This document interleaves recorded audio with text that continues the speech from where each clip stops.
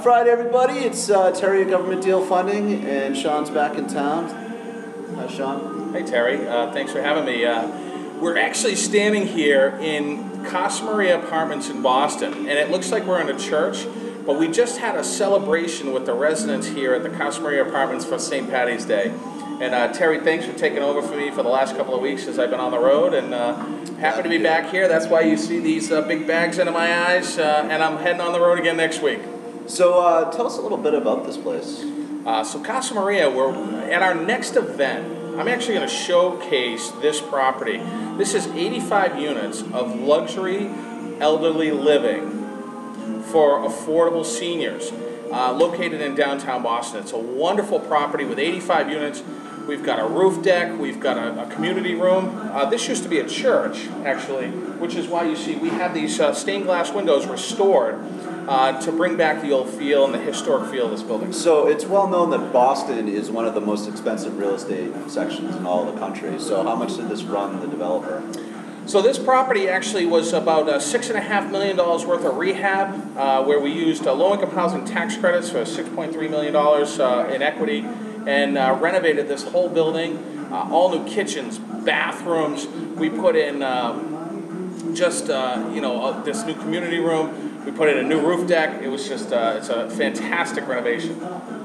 So we had probably, 80 people down here for lunch, having some corned beef and cabbage and whatnot? We did. We had corned beef and cabbage today, and this is the Italian section, but it was interesting to see everybody come down and enjoy a nice home-cooked corned beef and cabbage meal in celebration as we had this party for the residents. So, and a lot of fun, and there'll be some pictures coming up, I think, at some point of us joining. So you told us how it was built. How do you get the residents? How does a developer then make sure that it's functional and that it's operating at where it should be? So this property actually was developed in 1979, and with it came what they call a housing assistance payment contract with the Section 8 program. This is project-based assistance here. All 85 units are under that contract, and we get a nice rent revenue for that, so we can provide services to the residents. And I saw one of the residents is a real big fan of yours. There's a few. There's a few actually that are big fans of mine, only because I give them a lot of good attention, and that's a key component to having elderly housing.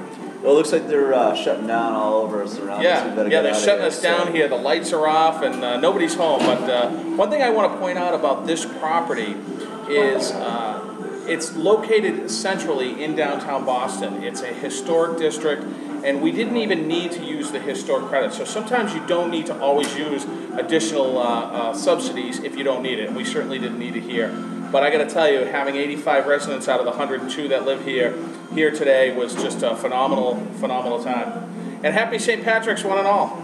Any other stories from the road that you want to share? Yeah, I was out in Indiana this past week, and one of our platinum students is now under contract on an old school building in Indiana. Just a fantastic project.